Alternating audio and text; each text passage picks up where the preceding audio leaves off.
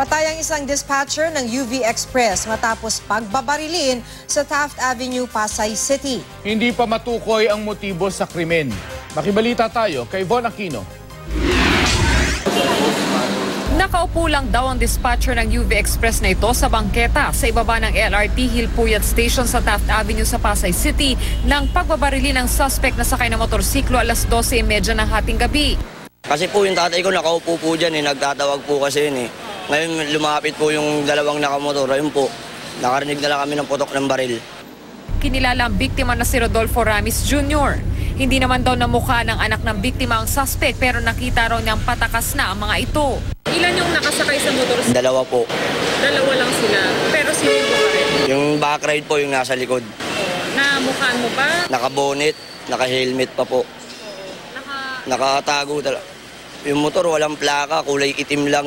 Blanco naman ang pamilya sa motibo ng pamaril dahil wala naman daw kaaway ang biktima. Tingin nila hindi rin konektado sa iligal na droga ang pamaril dahil halos 5 taon na rin daw tumigil sa pagsasyabu ang biktima. Tingin mo may kinalaman sa drugs o pagpatay? Wala ka siguro. Matagal nang tumigil yan. Mabait na yan. Siya yung talagang pundasyon ng pamilya namin. Siya yung haligi, yung ilaw, halos lahat siya na. Siya yung nagbuhay sa aming magkapatid. 6 na basyot, isang fired bullet ng kalibre 45 naman ang natagpuan sa crime scene. Von Aquino, GMA News.